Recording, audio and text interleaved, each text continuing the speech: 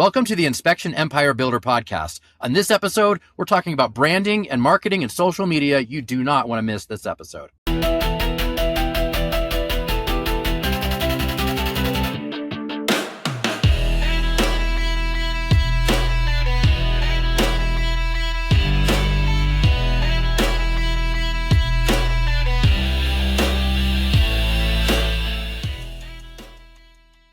To the show. I'm so glad you tuned in today. We're hanging out with Jen and we're talking about branding. Jen, how are you doing today? I'm great. How are you doing, Matt? Thank you so much for having me. I'm doing great. I'm so glad to have you on the show. I know we're recording this right before the annual IEB Unite conference, and you're going to be speaking about this. And I don't know when this is going to actually air. So it might be right about the conference or right after is what we think. So there might be spoiler alerts in here for your talk, but or if anybody missed the conference, then here we go. You'll get to have it all covered. Absolutely. Yeah. So Jen, I know that you're an expert in branding and I got to tell you, as a home inspector and being in the home inspection industry, I think sometimes branding is a spot where a lot of us struggle and fall short, and any tips and tricks and anything you could share on that would be super helpful. And so I don't know, my take on branding is that includes things like your logo, your website, kind of like the mission behind what you're doing. But you know, I'm not the expert. You are. What would you say are some of the things in branding?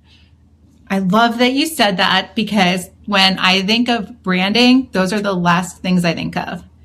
And it's just amazing because that is very marketing driven, and this is what catches people. Sometimes people won't even launch their business or make their next move because their website's not done, their logo's not done, their colors aren't picked out. And that is all by the wayside, as far as I'm concerned. Is an important, yes, it's an aspect of it, but it's definitely probably the smaller ingredient on building a brand.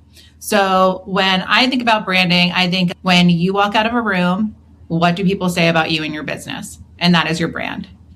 Do they say you're family oriented? Do they say you're timely? Do they say that you're reliable? That's your brand. And I like that, especially I own a real estate team. I'm a top producing agent as well. But one of the aspects of real estate that I think is always put like on the lower end of the totem pole, unfortunately, is home inspectors. They don't, in my opinion, get as much credit as they deserve. They are a partner in our real estate business. And sometimes they're looked at just as more of a technician. And for me, I think there's a very easy way to make that not something that is so carried through our industry anymore. And it's really by building your brand.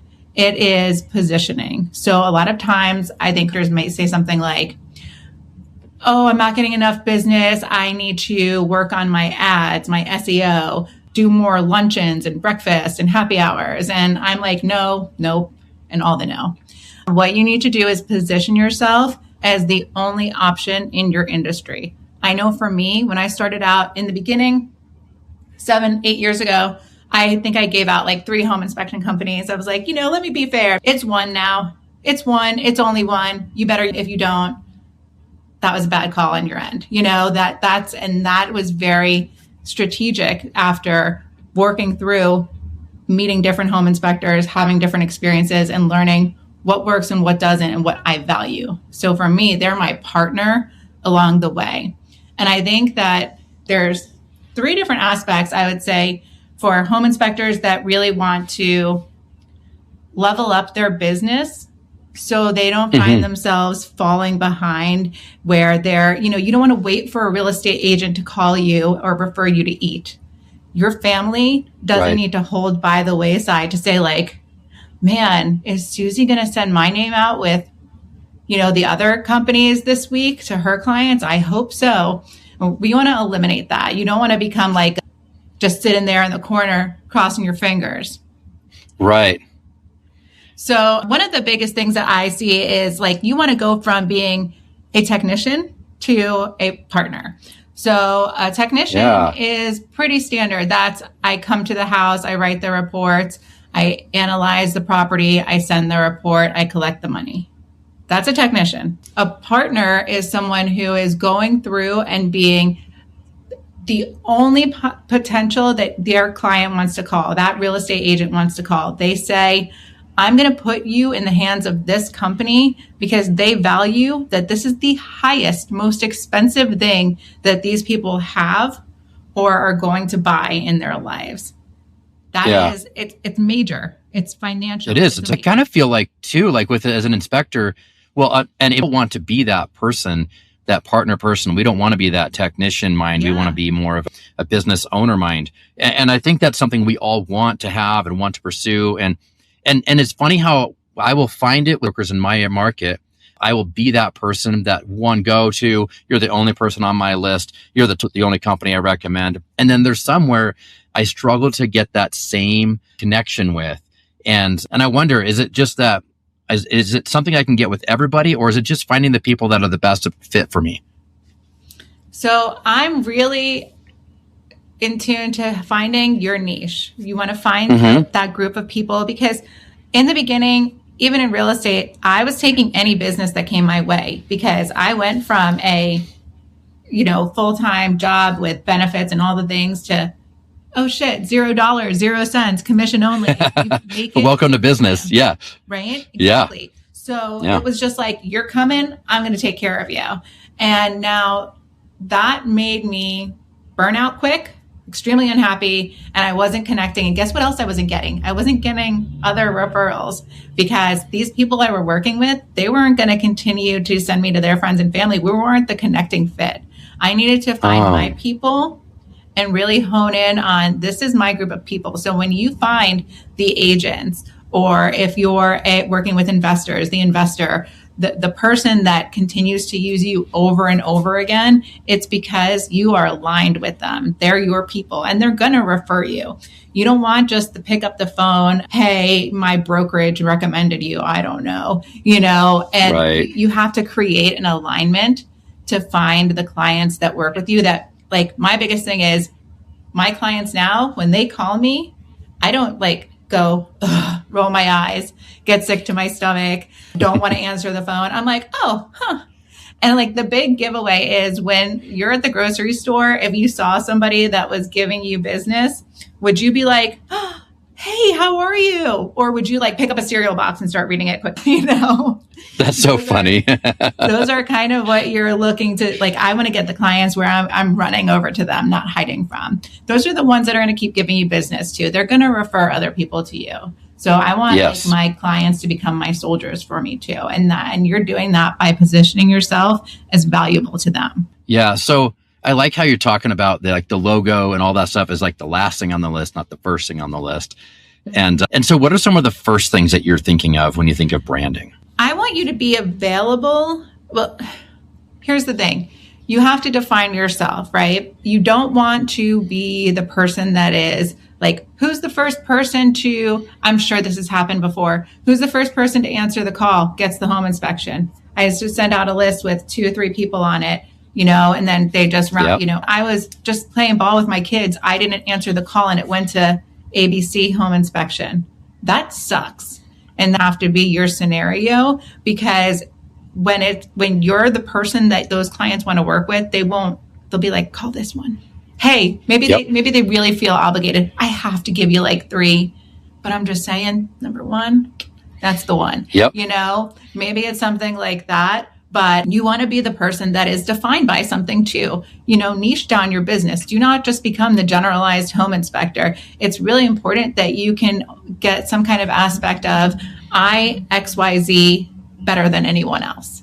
And I do have something that I'll be sharing that will go through and say how you can figure that out. But one of the things is, are you the home inspector that really works well with luxury homes? Are you the one that is I am the expert in older homes? Or if you have a first time home buyer, I'm the one that sits there and their nerves.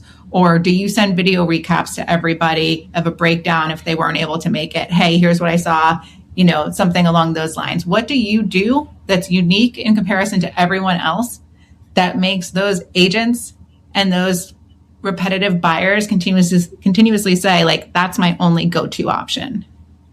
Right. Yeah. No, I think that's really great. Yeah, you got to find that unique lane of what makes you great and what makes you different. Because otherwise you just blend into the swath of home inspectors out there.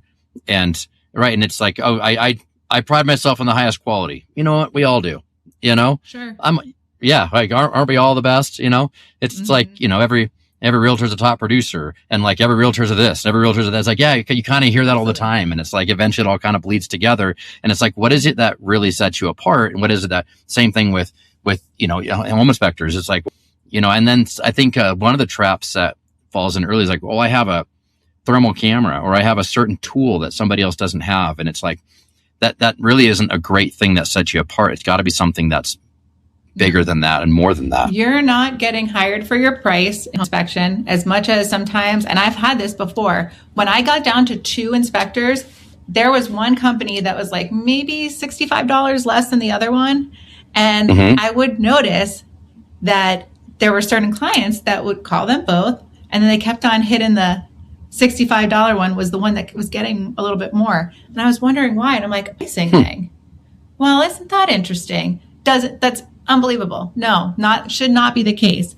That right. You're spending $500,000 or more on a piece of property that your family's going to live in for 5 to 10 years. Let me say $50. Mind blowing, right? That is mind blowing. Get this out of the way, because it shouldn't be. You should not be hired for price. You should not be hired because you are available on Friday at 5 and not Saturday at 2. You know, it should be that they're like, we'll work around what we can get because we want it to be you. And okay, so I got to say that like some inspection companies and some inspectors I talk to, they've captured that to where they have this brand loyalty that people are like, no, I don't care what time, doesn't matter what the price is, I'm going to use you. And then you'll hear a lot of guys talking too about, oh, well, I'm losing out because somebody's $50 cheaper. Like, so for the guy that's losing out because they're overpricing, which again, I'm with you. I don't want to compete on price, and, you know, but none of us want to compete on price. Some of us find ourselves competing on price. So if an inspection company is finding themselves losing out based on price, what are some of the things that they're maybe doing wrong that is positioning themselves as if they're a dollar-to-dollar commodity item when they're really not? Yeah, they're just a name in a phone book at this point. That's what they are. Right. They're not defined, and they haven't made themselves that valuable. They're missing something. They're missing their value proposition. Instead, they're just a Google search. Now, I will say, when speaking of Google search, side note, super important that I know my clients, especially when I give them one, they're going to Google that company and they're going to look for reviews. My company is accompanied with a whole bunch of 5-star reviews. Right. So that is important, especially when we're just giving out one. Like, I need the proof to be in the pudding too. But what they're missing is that value proposition. They're missing the fact that, like, I know that if they're a first time home buyer, they're not going to get scared away, because that's all you need is a couple of those where the first time home buyers are like, meh, too scary. The agent is there to absolutely go through everything. But the first point of contact, I'm not sure 100% for agents where you are, but agents in my community don't really go ever. And there's certain liability we want to stay slightly out of in the beginning. And also there's time commitment there too. So we get the report over, and then we have to hope that everything went well with the inspector, because anything that comes out of your mouth, and these people are so either nervous, concerned, excited. The emotions that come along with a buyer showing up at a home inspection is out of this world. They're like, it's the peak of anxiety. In my opinion, the peak of anxiety. You're out looking at houses and you're looking. Maybe you've made some offers. They got outbid on something and things get turned down. And you're like, as a buyer, you're getting frustrated. And then you finally find this house that's perfect. You submit an offer, a little negotiation. You come and you get the thing under contract, right? You're super excited. And then it's like, all right, your next step is when you're here. The next step is get a home inspection. Sounds great. Okay. Then you go find a home inspector and they're booked out 3, 5, 7 days, whatever it is. And then, so now every night at night, the buyer's laying and staring at the ceiling and thinking to themselves, yeah, they're like going through their head. They're running through like, well, what if this is wrong? What if this is wrong? So now you got like multiple nights of stress, sleeplessness, worried. They're writing I'm down getting lists. anxious just They're hearing freaking you, out. Matt. Yeah, right. And then they finally show up to the inspection. They're stressed. They're sleep deprived. They're worried about the silliest things because we're professionals. We don't think it's very important, but they're like really worried about this thing. And guess what? People don't their best behavior when they're stressed out. And so now we have buyers. We have them bringing their uncles or who are contractors with them. And at the end of it all, like, everybody's stressed out. And I mean, in my opinion, and one of my things we say is we bring peace and confidence into every environment, because everybody else is not going to be peaceful. They're not going to be confident. Listen, If it's a newer broker, they're worried about commissions. They're worried about getting this deal closed. I mean, it's everybody stressed out, and it's all hinging on this one moment where, one guy is going to show or gal going to show up and give you their opinion on the house. And you're like, they better deliver this information in a way that's palatable and easy to understand. Let's hope that the home inspectors aren't having a bad day. I know, right? Everybody's feeling great. But I love that you said peace and confidence. That to me is that's it. Like, that's all you would need to say, because when you hear what's happening in someone's existence, and even just setting up that timeline of, you go into contract, you wait 3 to 5 days, you're having your home inspection. And in that interim, guess what you're doing? You're talking to everybody because you're buying a home and you're so excited. And then they're putting their 2 cents in. And here we go. Now there's like, you should. I would research. Boom, boom. Man, I wish I could put everything. And then they're Googling everything, right? Right. They're Googling everything. And the internet is a dark and scary place. It is. And And so I just feel like saying peace and confidence is a beautiful thing, because that to me is like, man, that's exactly like my home inspectors, like, for my clients will say, man, like, they just made me feel so comfortable. Like I felt like they were giving me all the information I needed to know, not over explaining, but also they were just like, it was like calm and comforting, and peace and confidence. And those are the words that you want to hear happen, because it's really scary. And again, and I would say 95% of the cases, it is the most expensive thing that anyone's ever going to touch in their life. How often do you spend $500,000? How often do you, I mean, you just don't. Like, that's not something you do very often. It's a very serious purchase. Yeah, absolutely. Yeah, our mission statement for our company is we bring peace by providing unmatched customer service and allowing others to make fact-based decisions. And it's like, we want to carry that peace and confidence, and we want to bring facts that other people make decisions.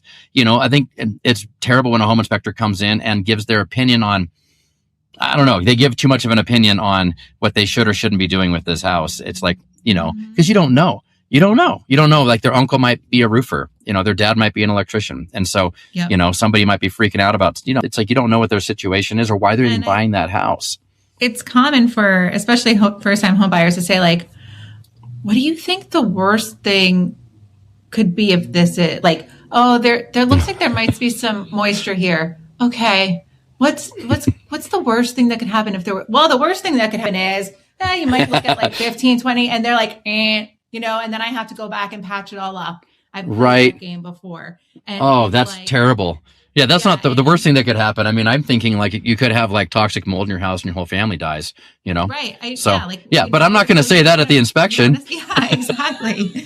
So that's where it's really just being careful. I feel like very strongly that if you're when you're in front of agents, especially, you really want to make sure that you're sharing what your brand brings. And I've also seen, like, your mission statement is good. Now, I've also seen mission statements that are chef's kiss, beautiful. They're 3 to 5 sentence long. They're powerful. They're impactful. Anyone look at a mission statement, especially a real estate agent, which is a high assertive personality that's, all wild, and they're not. So you need to show your mission statement in small pieces of impact throughout your business. And where does that show?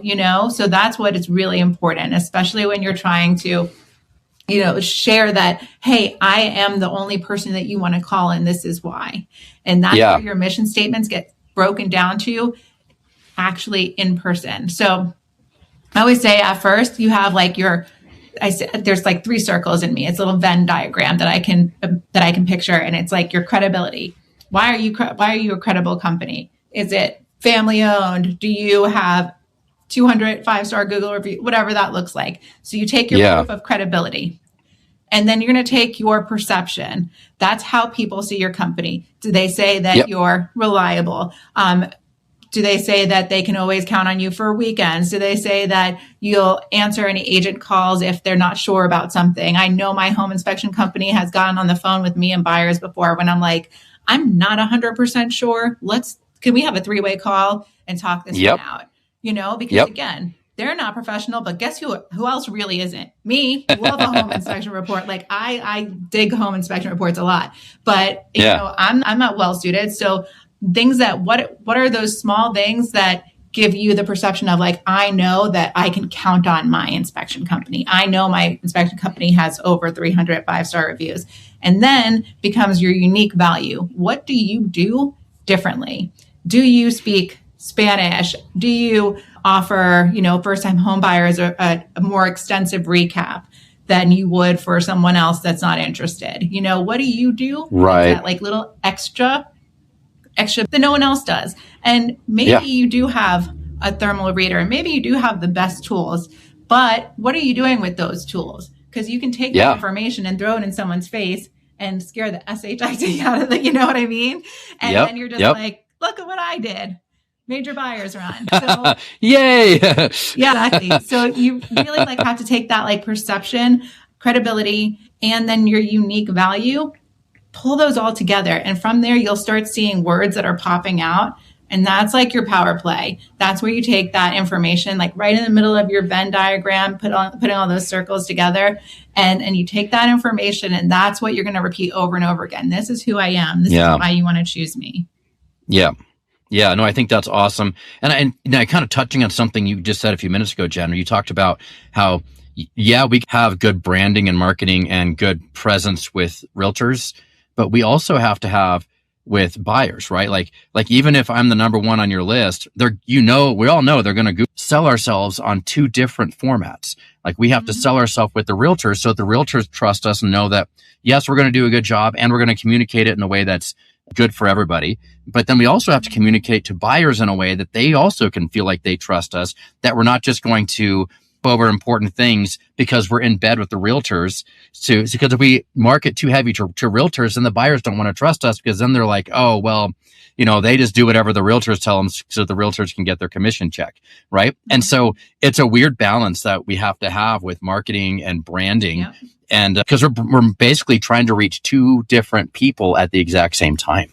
That's where your Google reviews come into me, because that's number one, where I would say every buyer of mine is going to check. They're going to just put that home inspection name into Google. They're going to see what the results pull up. And if you're not doing it, I couldn't recommend more than to have every single buyer at the time that the inspection is over, or, as within 24 hours, to fill out a review. Yes. I mean, that has got to be a 10 out of 10, because it is always happening, and you want to get it at the right time. I don't ask my home buyers to review me a week after closing, because guess what? Maybe they're moving in and they're stressed out, and it's not pizza and beer time anymore. You know what time it is now? It's time to figure out where the kids are going to go to school, and everything becomes a mess. Yes. I send the review thing as we're walking out of the closing table. My assistant knows to text it right on over. And that's it. That's when it's happening. So strategically setting up your request for reviews as well. But that's going to help the agent too. That's going to make you don't want an agent referring you, but then there's no backup for them when they're saying this is the company. Really? Why? They have 3 stars, and nobody seems to say, and they're like, well, because they give me a $50 disc. I don't know, whatever. Right. No, yeah. You have to really align them. I agree with that 100%.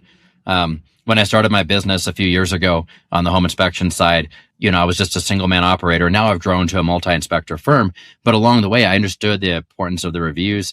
And so I went and did my research, and I went and looked at every home inspector company's website in my market. And I thought, I have to be the best looking website in the market. And so I spent the money to have an amazing website built that looks better than everybody else. When I looked around, everybody else had 12, 15, 25, 100 different reviews. And I knew I need to get my 5-star reviews. And so as it stands right now, I haven't looked in the last few weeks, but we have 1,700 five-star reviews, and my next closest competitor has less than 200. And they've been in business a lot longer than me. And so I use a software. There's a lot of them out there that you can automatically follow up with your clients with getting reviews. And so we use a software to help harvest reviews. So as soon as they publish the report, it automatically drops into the queue for my review harvesting software, and it goes and starts asking them, how'd we do? And it helps get those reviews up. Right. And so the same thing you're talking about is like, so the realtor can say, all right, hey, you should call Matt and his company. They're great. But then they go and like, if my reviews are, my website looks ghetto, and then they Google it. And the next thing they see is some other company with a lot of reviews and a beautiful website and all the right things. They're going to feel like they have more trust, in that way. They're going to trust a company that looks better on the outside, because that's all they can see. They don't know all the inner workings of it. And so Absolutely. As an inspector, you have to be able to market to both people, which is why I think with us, peace and confidence is something that we use that line everywhere that we're at. I try to use that line everywhere. And so I teach all my guys to use it everywhere. Like everything we talk about the business is peace and confidence, because that works for both the buyers and the realtors. And it's something that we can just drive and drive and drive and drive. And, but you got to have that phrase. You got to have the phrase that pays. You have to have the thing that you can just pump out over and over and over again. And it resonates. It has to resonate with a lot of people because we're reaching Absolutely. Such a wide variety. And, I recall to a past inspection company that I worked with that didn't make the cut anymore. But, one of the things that would happen is if something happened on site or, my buyer said, well, they said this and it kind of threw me off, or like I didn't quite understand. And I would call in to the inspector and just say, hey, can you like go over this with me, or, and they were happy to take my call. But the issue is that they got really defensive, kind of like, well, I told them this and I said that, and it was like, hey, this isn't about you, man. Right. It's not about you. Yep. It's just like, I don't want to feel like I'm ruffling your feathers when I'm calling to ask a question. I want to feel like you're like, absolutely, let's do this. What can I do? Like there should be a level of like, I'm excited to get this figured out with you. Yep. Because they're going to buyers will hear even what they think they want to hear, because they're going to go into this whole inspection either really pumped or fearful, like we talked about, so many emotions. Yeah.